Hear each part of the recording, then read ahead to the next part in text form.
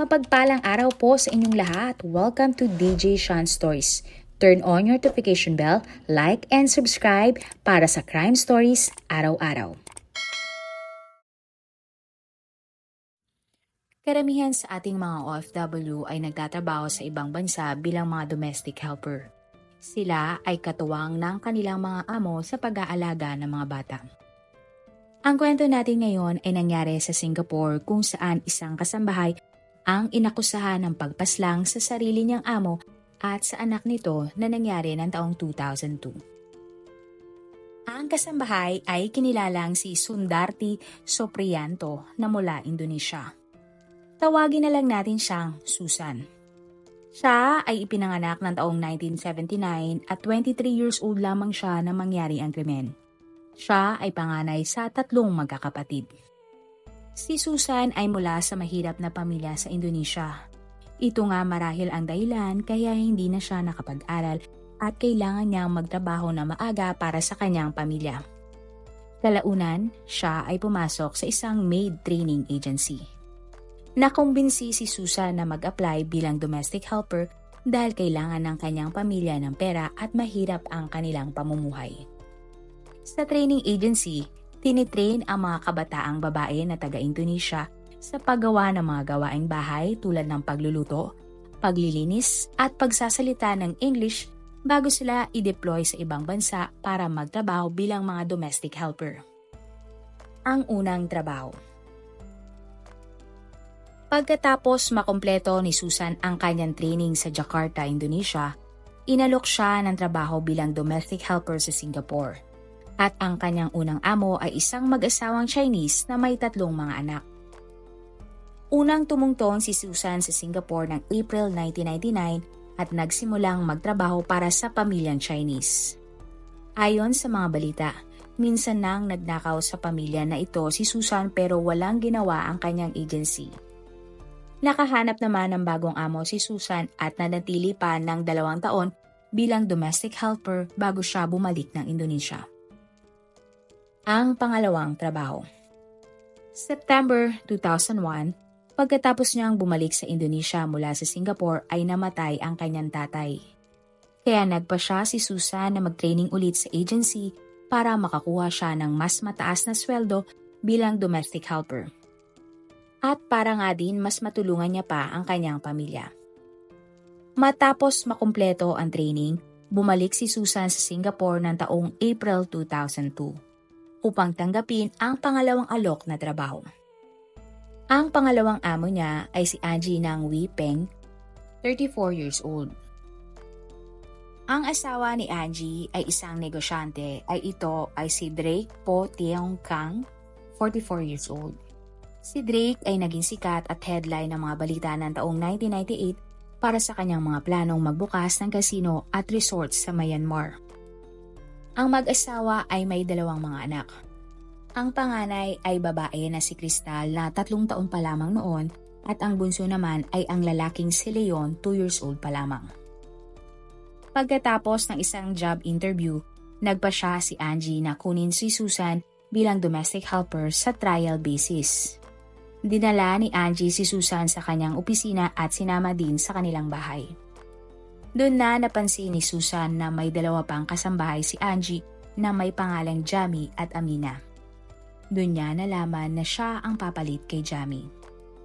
Sa unang 2 araw ni Susan, nakita niya si Angie na inaabuso ang ibang kasambahay. Sa isang pagkakataon, pinalayas ni Angie si Amina sa labas ng kanyang bahay dahil hindi ito masaya sa trabaho ni Amina.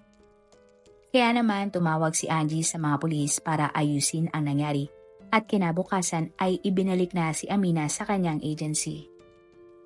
Dahil sa nakita at nalaman kung paano tratuhin sina Jamie at Amina, natakot si Susan. Sinabi ni Susan kay Angie na ibalik na lang siya sa kanyang maid agency. Subalit hindi pumayag si Angie kaya ipinagpatuloy ni Susan ang kanyang trabaho para sa pamilya ni Angie. Ang kanyang pang-araw-araw na gawain sa trabaho ay paghahanda ng pagkain, pag-aalaga sa mga bata sa bahay at aalagaan niya din ang mga ito kapag dinadala ang mga bata sa opisina ni Angie. Agad na naranasan ni Susan ang pagmamalupit ni Angie. Hindi pinapakain ni Angie si Susan ng maayos. Madalas daw isang slice lang ng tinapay sa buong maghapon ang kinakain ng kasambahay. Minsan ay tirang ulam at minsan ay wala. May mga pagkakataon na binibigyan ng staff ni Angie si Susan ng mga biskwit. At nang malaman ito ni Angie, pinagalitan niya ang kanyang mga staff at pinagbawalan na bigyan ng pagkain si Susan. Ayon umano kay Angie, hindi maganda magtrabaho si Susan kaya ito daw ang kanyang parusa. Sinasaktan din umano ni Angie si Susan at ipinapahiya sa opisina sa harap ng kanyang mga tauhan. Mababait ang mga staff ni Angie at nakakahingi si Susan ng mga pagkain dito kapag wala si Angie o di kaya ay hindi ito nakatingin. May 26, 2002, ang kinain lang ni Angie ng umaga na iyon ay isang piraso ng tinapay at umalis ang kanyang among si Drake papuntang Myanmar para sa trabaho. Nagpunta sina Angie kasama ang kanyang mga anak at si Susan sa bahay ng mga magulang ni Drake. Nagluto ang nanay ni Drake ng isang pansit bihon. Binigyan si Susan ni Angie ng bihon para ipakain sa mga bata pero siya ay wala. Pagka-uwi nila, hindi na nagluto pa ng pagkain si Susan dahil wala naman si Drake sa bahay. Hindi na din naghanda ng pagkain si Susan para sa kanyang sarili dahil natatakot siya na mapagalitan ng kanyang amo. Kaya naman natulog na lang siya ng gabi na iyon. May 28, bandang 5:30 ng umaga, gumising si Susan para magsimula sa kanyang araw-araw na gawain. 8:30 ng umaga, pinakain ni Susan ang mga anak ni Angie ng lugaw pero siya ay hindi nabigyan dahil ito ay may baboy. Nang oras na ito, gutom na ang kasambahay kaya nagsabi na siya kay Angie. Binigyan siya ni Susan ng 2 instant noodles at sinubukan niyang lutuin ito. Pero pinigilan siya ni Angie at sinabihang kainin na lang niya ito nang hindi niluluto. Sinabihan din siya ng kanyang amo na sa banyo na lang kumain. Agad namang sumunod si Susan pero nakakailang subo pa lamang siya ay tinawag na siya ni Angie para umalis papuntang opisina. Kaya nga't naiwan ni Susan ang isang plastic container na may noodles at isang hindi pa nabubuksan na instant noodles sa loob ng CR. Tanghali nang bigyan ni Angie si Susan ng noodles para ipakain sa bata. Nang matapon ang noodles sa damit ng bata, gumamit si Susan ng isang tissue para punasan ito pero nagalit si Angie. Sinabi niyang masyado namang madami gumamit si Susan ng mga tissue. Nang maihi ang isang anak ni Angie sa carpet, ikinagalit ito ni Angie at sinaktan uli si Susan. Inakusahan din ni Angie si Susan na kinakain ang pagkain ng mga bata. Pero sumagot ito na hindi at hinihipan niya lang ito bago ipakain dahil mainit pa. Duda si Angie kaya sinaktan niya uli ang kasambahay. Ang mga staff sa opisina ni Angie ay narinig ang mga pag-aaway na ito. Nang maghuhugas si Susan sa kusina, nakita niya si Rose Ang, isang janitress. Sinabi niya kay Rose na siya ay nagugutom at 3 araw nang hindi binibigyan ng pagkain. Binigyan siya ni Rose ng 3 biskwit at agad niya itong naubos. Bandang 8:00 ng gabi, pinakain ni Angie si Crystal at si Susan naman ang nagpakain kay Leon. Parehong nahirapan sina Angie at Susan na pakainin ang mga bata dahil malilikot ito. Bigla na lang nawala ng pasensya si Angie at sinimulang pagalitan si Susan. Nang kailangan na ng mga bata na dumumi, kumuha si Susan ng potty train para gamitin. Gumamit si Susan ng basang tissue para linisin ito. Habang nililinis niya ang bata, sinimula na naman siyang pagalitan ni Angie dahil sa pagiging mabagal at hindi paglilinis sa bata na maayos. Ibinato umano ni Angie ang maduming tissue sa mukha ni Susan. Dito na nakaramdam si Susan ng palihim na galit. 2 beses nagsabi si Susan kay Angie na siya ay nagugutom na at baka pwedeng uminom ng tubig. Nagpunta si Susan sa kusina at uminom ng tubig pero ang hindi niya alam ay nasa likod niya pala si Angie. Dahil sa pag-inom ng tubig ay pinagalitan na naman siya ng kanyang amo. Sa dami ng pangiinsulto at pananakit ni Angie, naging dahilan ito kaya napuno na si Susan at nagtanong kay Angie kung bakit lagi siyang pinapagalitan. Nagalit umano si Angie at kinalmot si Susan. Hindi na nakapagpigil pa si Susan at gumanti sa kanyang amo. Dito na nagsimulang magbunuan ang dalawang babae. Sa kanilang pagtatalo, akala ni Susan ay nawala ng malay si Angie kaya agad siyang tumayo para lumabas na ng bahay. Ngunit hindi niya ito nagawa dahil ang pinto ay nakalak sa loob at siya ay pumunta sa mga kwarto kung nasaan ang mga bata. Nakabangon si Angie at agad na binalikan si Susan. Sa hindi sinasadyang pangyayari ay nadamay ang dalawang bata sa away ni na Susan at Angie. Hawak-hawak ni Susan ang mga bata para tumigil na si Angie sa kanyang pananakit. Nakiusap si Susan na tumigil na silang dalawa sa kanilang away. Ngunit sa sobrang galit ni Angie ay tila nakalimutan niya na ang kanyang mga anak ay hawak-hawak ni Susan. Sa kasamang palad, nasaksak ni Angie ang kanyang anak na si Crystal at namatay. Gumanti naman si Susan at di katagalan ay nasaksak niya ang kanyang amo na si Angie at ito ay namatay din. Matapos ang pangyayari, naisip ni Susan na sunugin ang crime scene upang maalis ang mga ebidensya. Plinano din niya na kitilin ang sariling buhay dahil ayaw niyang makulong at mabitay. Nilinis niya ang mga ebidensya at pagkatapos ay nagtaksi.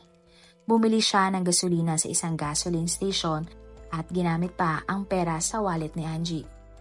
Pagbalik niya ay binuhusan niya ang bahay at opisina ng gasolina at saka nagsindi ng apoy. Habang nasusunog ang bahay, hindi na itiniloy ni Susan na tapusin ang sariling buhay. Nagpasya siya na iligtas ang batang anak ni Angie na si Leon na hindi naman nasaktan sa kanilang away at lumabas ng opisina. Ligtas na nakaligtas sina Susan at Leon sa nasusunog na opisina. Ang mga witness ay agad na tumawag ng ambulansya at mga bumbero upang maapula ang apoy. Natagpuan ng mga bumbero sina Crystal at Angie sa sahig ng opisina. Sinubukan pa nila itong gamutin pero idineklara na itong mga patay. Ayon sa autopsy, namatay ang mag-ina dahil sa mga saksak at hindi dahil sa sunog. Sa kanilang pag-iimbestiga, hindi aksidente ang nangyaring sunog at sinadya ito dahil dalawang magkalayong pwesto ang pinagmula ng sunog. Nalungkat ng mga pulis sa gamit ni Susan ang mga dollar na pera at mga ATM na pag-aari ni Angie. Agad naman natunton ng mga pulis ang taxi driver na sinakyan ni Susan. Sinabi sa kanya ni Susan na may isang kotse ang naubusan ng gas kaya kailangan nilang makabili ng gas at ihinatid niya si Susan pabalik sa opisina na pinangyarihan ng krimen. Nang makausap ng mga pulis si Susan, sinabi niya na pinagkakaitan siya ng pagkain ng kanyang among si Angie pero nakita sa mga gamit ni Susan ang mga tinatago niyang pagkain. Dito na nga nakita sa CR ng mga pulis ang plastic container na may noodles at isa pang hindi nabubuksan na instant noodles. Sinubukan din ng mga pulis na kontakin ang mga nakaraang amo ni Susan at sinabi nga ng mga ito na tamad si Susan, sinungaling at nagnanakaw pa sa kanila. Inamin naman ni Susan ang mga pagnanakaw noon dahil kailangan niya daw ng pera para ipangpagamot sa kanyang magulang na may sakit. Nang nasa ospital na, nagbigay ng ibang kwento sa mga pangyayari si Susan sa mga pulis. Ayon kay Susan, isang grupo ng mga nakaitim at nakamaskara na mga lalaki ang pumasok sa opisina at sinunog ito, na ikinamatay nga ni na Angie at Crystal. Nagbigay din ng 11 iba pang statement si Susan sa mga nurse na magkakaiba ang mga bersyon. Kaya naman ng June 10, 2002, nagpasya na ang mga pulis na arestuhin si Susan bilang isang suspect. Siya ay kinasuhan ng murder at ikinulong pansamantala habang naghihintay ng kanyang trial. Ang trial ng kaso. August 18, 2003, ang unang trial ni Susan noon sa High Court ng Singapore para sa double murder na kaso sa salang pagpatay kay Angie at Crystal. Sa trial, inamin ni Susan na siya ang nagsimula ng sunog at ikinuwento ang mga naranasan niya habang nagtatrabaho sa kanyang among si Angie. Si Angie ang unang umatake ayon sa kanya. Ang mga sinabi ni Susan na pang-aapi ni Angie ay pinatunayan ng mga empleyado ni Angie. Tumayo silang mga testigo at ayon sa kanila, totoo ang lahat ng mga sinasabi ni Susan na hindi nagbibigay ng pagkain si Angie sa kasambahay. Pinapagalitan daw din sila ni Angie pag nagbibigay sila ng anumang pagkain kay Susan. Ayon din sa mga staff, naaawa sila kay Susan kaya binibigyan nila ito ng pagkain kahit na pinapagalitan na sila ng kanilang boss. Lagi din daw umanong pinapagalitan si Susan tungkol sa pag-aalaga sa mga bata. Maging ang dalawang naunang kasambahay na sina Amina at Chami ay nagsabi rin sa korte na talagang pisikal na inaabuso sila ni Angie kahit kaunting pagkakamali lamang. Ipinagtanggol naman ni Drake ang kanyang asawa at sinabing si Angie ay hindi isang maid abuser. Subalit ayon sa prosekusyon, sinungaling at isang mamamatay tao talaga si Susan. Paiba-iba nga ang nakuha nilang statement mula rito. Posible din daw na gawa-gawa lang ni Susan ang mga pang-aabuso dahil wala namang mga witness sa mga ito. Sinabi rin nila na ang mga saksi na dumating sa pinangyarihan ng krimen ay napansin na si Susan ay mukhang kalmado nang matagpuan nila siyang kasama si Leon. Kaya imposible ang sinasabi niyang siya ay nawalan ng kontrol. Depensa naman ng abogado ni Susan, hindi dapat managot sa kaso ang kanyang kliyente. Nangyari ang krimen dahil sa nawalan ng kontrol si Susan at naprovoke lamang si Susan dahil sa mga pang-aabuso ni Angie. Ayon din sa abogado ni Susan, self-defense ang nangyari dahil nauna nang umatake si Angie sa nangyaring away at di hamak naman na mas malaking tao si Angie kaysa kay Susan. Kung hindi daw lumaban si Susan, siya ang mamamatay o lubhang masasaktan dahil sa pag-atake ni Angie. Biglaan ang naging away ng dalawang babae kaya hindi masasabi na may motibo si Susan na patayin si Angie. Ang trial ng kaso ay tumagal ng 1 taon bago magbaba ng hatol ang korte. Ang final na hatol. September 24, 2004, bumaba ang hatol para kay Susan. Ayon sa judge, nagpasya siyang hatulan si Susan ng culpable homicide. Kumbinsido siya na si Susan ay nagsasabi na totoo tungkol sa pang-aabuso at pagkakait ng pagkain ni Angie. Ang araw-araw na pang-aabuso at pagpapahiya ni Angie kay Susan ang naging dahilan kaya sumabog ang galit ng kasambahay na naging bayolente at napatay si Angie. Ang pagligtas naman ni Susan kay Leo ay isang malinaw na ebidensya na hindi masamang tao si Susan at may puso pa ito para sa anak ng kanyang amo. Sa huli, sinabi ng judge na ang pangyayari ay isang nakakalungkot na trahedya para kina Susan at kay Angie. Nawala ng asawa at anak si Drake samantalang si Leon ay nawala ng nanay at kapatid. Sa nangyaring krimen, hinatulan si Susan ng habang buhay na pagkakulong para sa pagpatay kay Angie at Crystal. Hindi na umapila pa ang prosecution at si Susan sa kanyang hatol. Sa kasalukuyan, nasa kulungan si Susan para sa kanyang habang buhay na hatol. Kung siya ay may mabuting pag-uugali sa kulungan, siya ay pwedeng mapalaya gamit ang parol matapos ang 20 years na pagkakakulong. Malaki naman ang pasasalamat ni Susan at ng kanyang pamilya sa ibinigay na awa ng korte dahil sa hindi siya hinatulan ng bitay. Hindi naman masaya si Drake at ang pamilya nito dahil gusto nila na mahatulan si Susan ng bitay. Hindi din tanggap ni Drake ang sorry ni Susan sa pagkamatay ng kanyang mag-ina. Kalaunan ay napabayaan ni Drake ang kanyang sarili. Nagsimula siyang maging manginginom at kumakain ng mga hindi masusustansyang pagkain na hindi maganda para sa kanyang kalusugan. Kaya katagalan ay sumailalim siya sa isang kidney transplant. Pero hindi naman niya napapabayaan ang kanyang bunsong anak na si Leon. Naging hands-on ito sa bata. Madalas silang nagbabanding sa library at nagsha-shopping sa mall. Sinigurado ni Drake na maganda ang makukuhang edukasyon ni Leon. Kahit na kumuha si Drake ng isang Filipino na kasambahay para mag-alaga sa anak, kapag siya ay wala, ang nanay ni Drake ay pumupunta sa kanilang bahay para tumulong sa pag-aalaga kay Leon. Ayon sa kapatid ni Drake na si Jenny, Si Leo na lang ang tanging kasiyahan ni Drake at madalas na binibisita ng mag-ama ang puntod ni na Angie at Crystal. Sa katagalan, dahil sa unhealthy lifestyle ni Drake, nakaranas siya ng stroke noong taong 2008 na nakaapekto sa kanyang kakayahan na makapagsalita. Muli din sumailalim sa dialysis si Drake. Lumala ang kondisyon ni Drake hanggang sa na-ospital siya noong October 3, 2008. Kalaunan siya ay namatay matapos lamang ang 1 linggo sa edad na 50 years old. Anong masasabi nyo sa kwento natin ngayon? Kung bibigyan kayo ng pagkakataon na bigyan ng title ang kwento natin ngayon, ano ang inyong ibibigay?